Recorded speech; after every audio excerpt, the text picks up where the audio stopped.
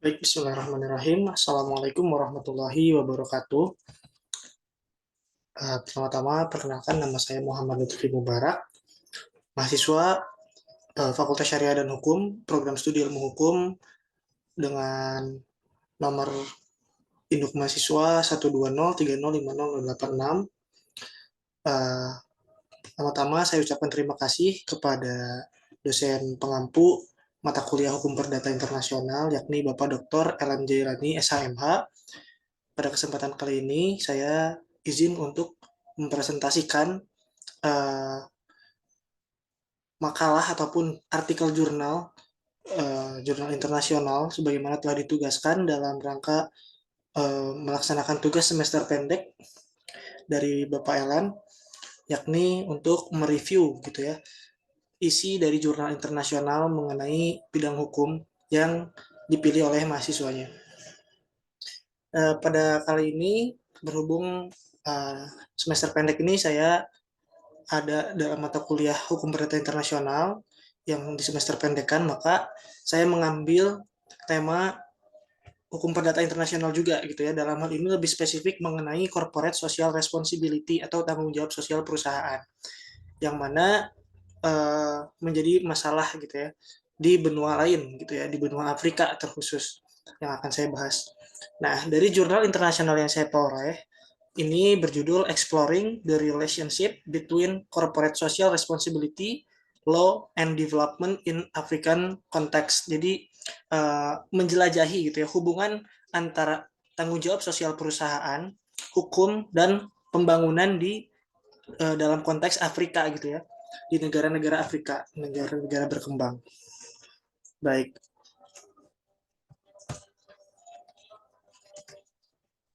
Nah, pertama-tama untuk latar belakangnya sendiri, dari yang terdapat dalam artikel ini dijelaskan bahwa penelitian ini ditujukan untuk mengidentifikasi gitu ya dan menganalisis tantangan yang dihadapi oleh pemerintah dalam mempromosikan tanggung jawab sosial perusahaan atau CSR kita sebut ya, Corporate Social Responsibility di Afrika.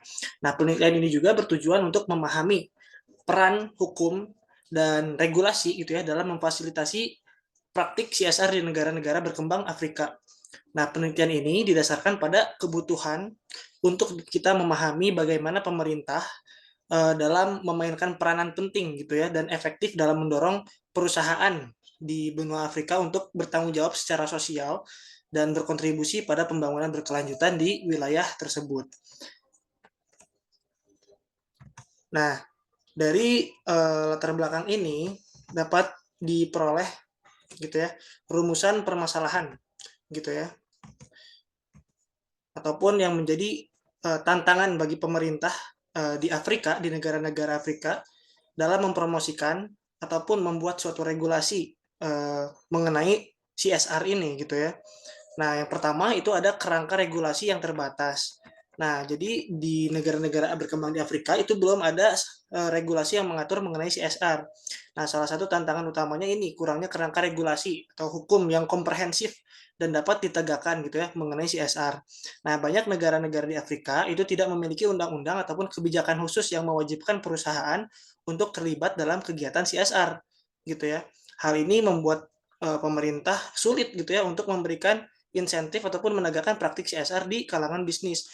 Nah, apabila kita bandingkan dengan di Indonesia itu kan praktik CSR itu bahkan diatur secara parsial, banyak regulasi yang mengatur mengenai CSR, baik itu di Undang-Undang PT, di Undang-Undang BUMN, di Undang-Undang tentang pengelolaan lingkungan hidup, dan peraturan pelaksana di bawahnya. Nah, berbeda di Afrika gitu ya, tidak ada kebijakan ataupun regulasi yang mengatur ataupun menyinggung sedikit pun mengenai CSR, sehingga praktik CSR di sana belum terlaksana. Nah, kemudian yang kedua, kurangnya kesadaran dan pemahaman. Nah, terdapat kurangnya kesadaran dan pemahaman mengenai CSR ini gitu ya, baik di kalangan pebisnis maupun di pejabat pemerintahan gitu ya di Afrika sana. Nah, banyak perusahaan yang tidak familiar gitu ya mengenai konsep CSR atau manfaat bahkan ya manfaat dari CSR-nya sendiri, pemerintah di sana belum familiar gitu. Apa sih manfaat dari adanya CSR ini gitu. Nah, pemerintah Afrika mungkin tidak sepenuhnya gitu ya memahami bagaimana mempromosikan ataupun membuat regulasi gitu ya atau secara inisiatif gitu ya, membuat regulasi mengenai CSR dengan efektif. Nah, kemudian yang ketiga itu sumber daya ataupun kapasitas yang terbatas.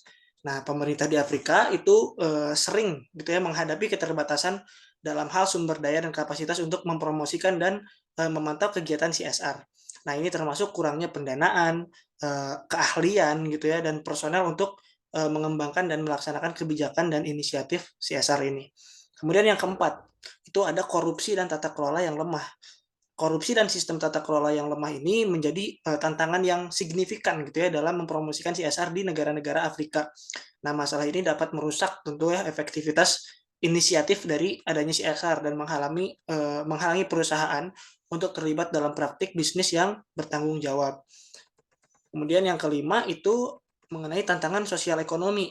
Nah, Afrika itu kan menghadapi tantangan sosial ekonomi yang signifikan gitu ya, termasuk kemiskinan, ketidaksetaraan, dan pengangguran gitu ya, salah satunya. Nah, tantangan-tantangan ini dapat menjadikan sulit gitu ya bagi pemerintah untuk memprioritaskan dan mempromosikan CSR ini gitu ya. Nah, karena mereka mungkin difokuskan pada kebutuhan pembangunan yang lebih mendesak. Nah, kemudian yang keenam, yang terakhir itu bisa karena faktor-faktor budaya dan kontekstual gitu ya. Jadi hal ini dapat menimbulkan tantangan juga gitu ya bagi promosi ataupun sosialisasi mengenai CSR di Afrika. Baik itu norma, nilai, dan harapan budaya yang berbeda itu dapat mempengaruhi bagaimana CSR dipahami dan dipraktikkan di berbagai negara dan komunitas di benua Afrika. Nah, jadi secara keseluruhan dari 6 tantangan yang tadi saya jelaskan itu dalam mempromosikan CSR di Afrika itu mengharuskan pemerintah untuk dapat mengatasinya gitu ya dengan mengembangkan kerangka kerja peraturan yang komprehensif, kemudian meningkatkan kesadaran dan pemahaman tentang CSR, kemudian mengalokasikan sumber daya manusia ataupun segala sumber daya gitu ya untuk membangun kapasitas terkait inisiatif adanya penerapan CSR di negara mereka, kemudian mengatasi korupsi di pemerintahan gitu ya. Terus dan mempertimbangkan juga gitu ya konteks sosial ekonomi dan budaya di wilayah tersebut agar lebih bisa menerima, tidak kaget gitu ya ketika konsep CSR tersebut diterapkan.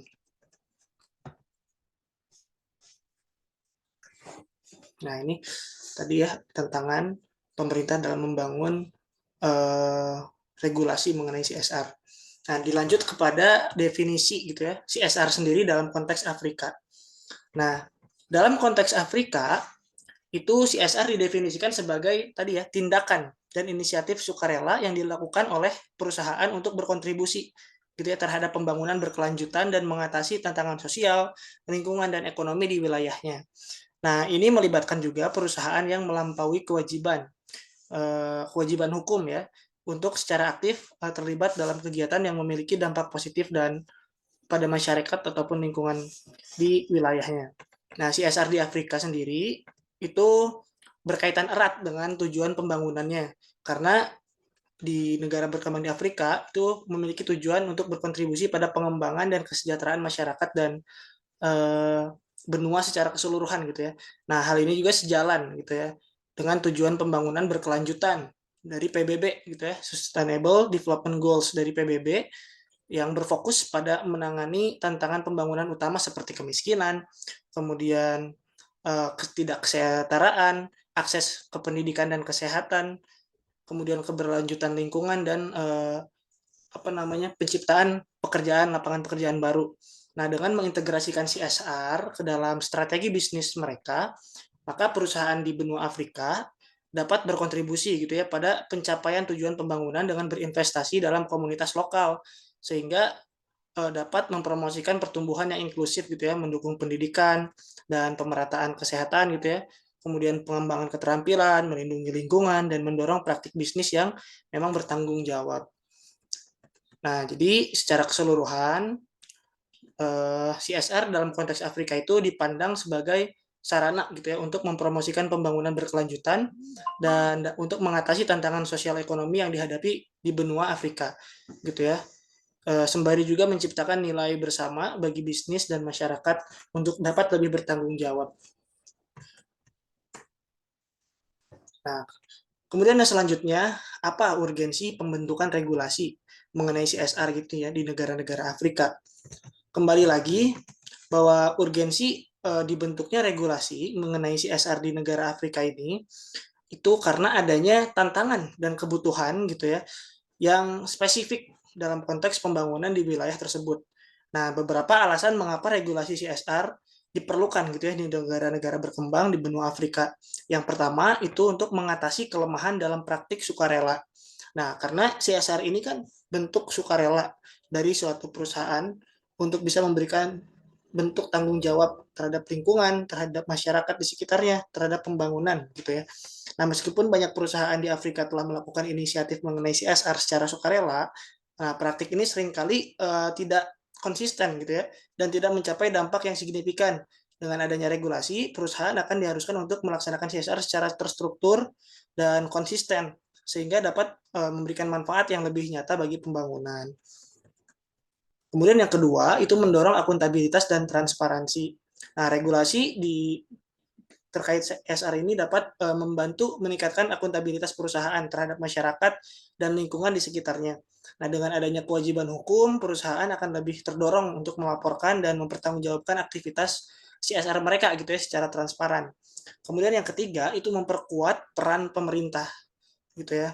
Nah, regulasi CSR itu dapat memberikan kerangka kerja yang jelas bagi pemerintah dalam mempromosikan dan mengawasi praktik CSR. Nah, hal ini akan memungkinkan pemerintah untuk lebih efektif dalam mengarahkan perusahaan untuk bisa berkontribusi pada tujuan pembangunan yang diinginkan oleh uh, negara yang bersangkutan gitu ya. Nah, kemudian yang keempat itu mendorong kolaborasi antara sektor publik dan sektor swasta.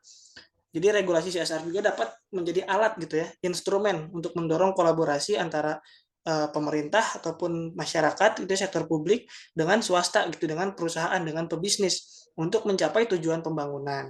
Nah, dengan adanya regulasi yang mengatur keterlibatan perusahaan dalam CSR, itu pemerintah dapat bekerja sama dengan perusahaan untuk mengidentifikasi dan mengatasi tantangan pembangunan yang kompleks gitu ya. Nah, kemudian yang kelima dan terakhir, urgensi diperlukannya regulasi mengenai CSR ini itu meningkatkan keberlanjutan pembangunan. Nah, regulasi CSR itu dapat membantu memastikan bahwa praktik bisnis berkontribusi pada pembangunan berkelanjutan di Afrika.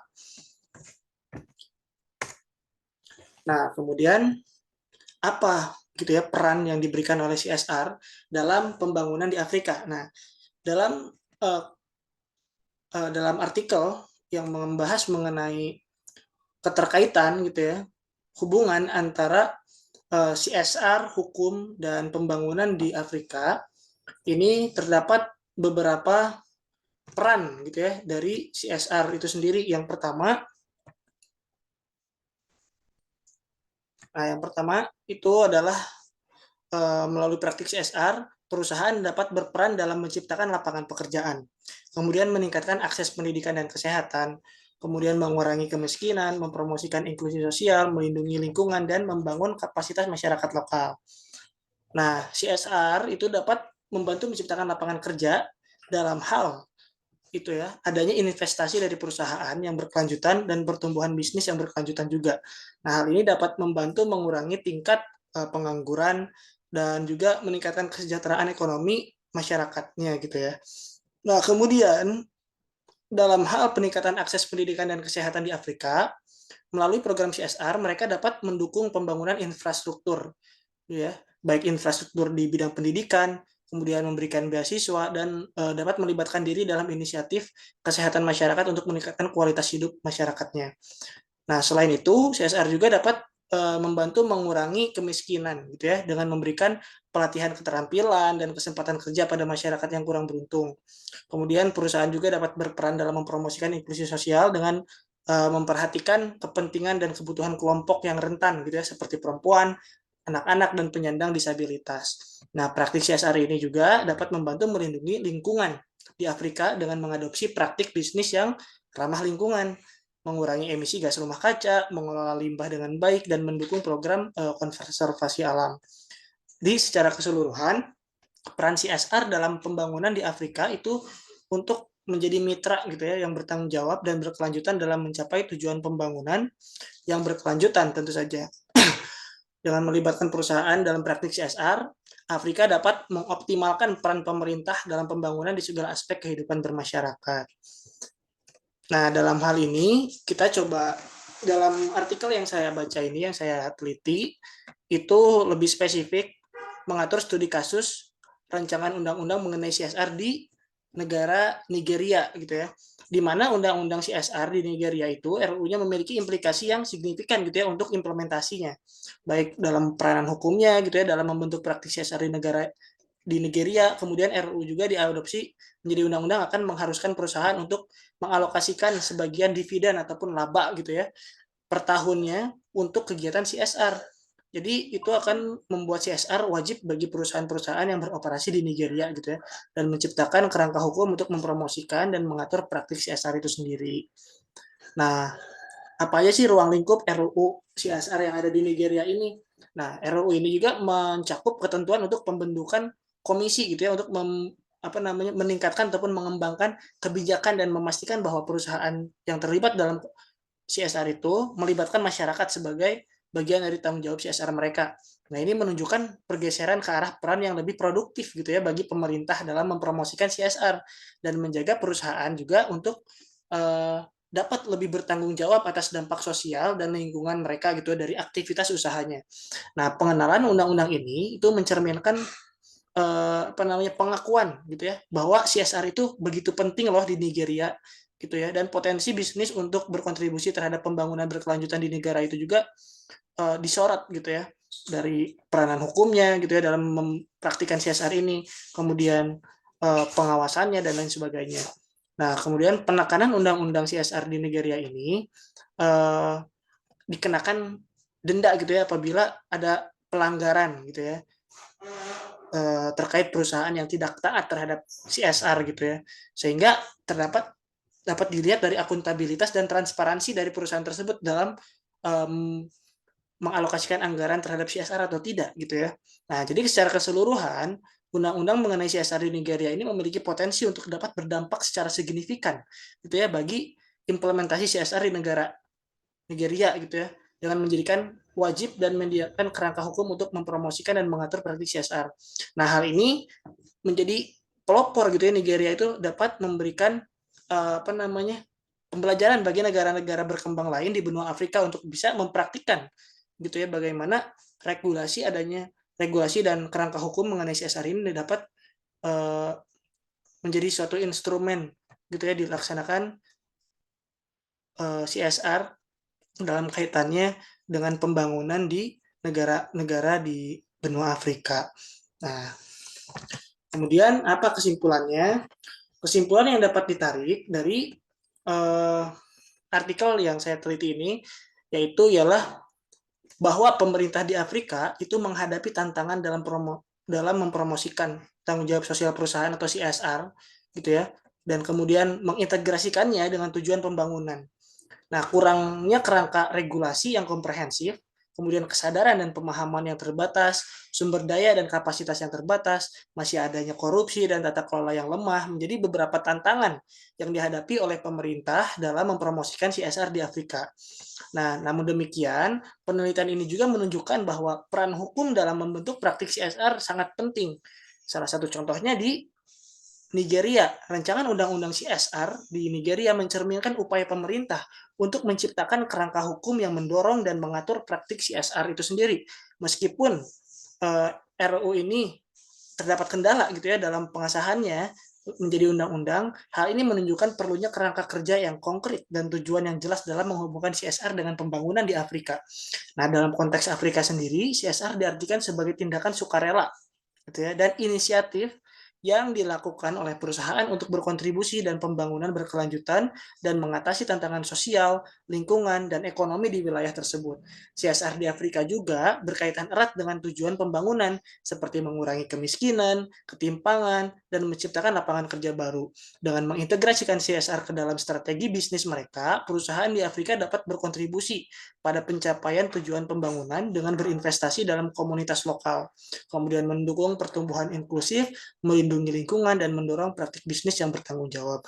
Sehingga negara-negara berkembang di Afrika dapat lebih terjamin gitu ya kesejahteraannya dan berkaitan dengan pembangunannya pun cukup terbantu gitu dengan adanya praktik CSR yang difasilitasi terutama melalui regulasi gitu ya, karena berkaitannya dengan apa namanya kepastian hukum gitu ya.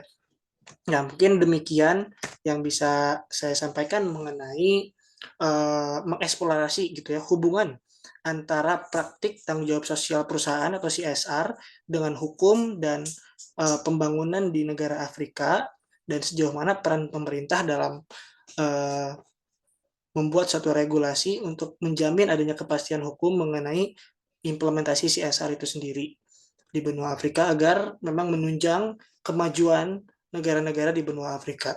Demikian yang bisa saya sampaikan. Mohon maaf apabila ada kesalahan. Bila taufik wa hidayah. Wassalamualaikum warahmatullahi wabarakatuh.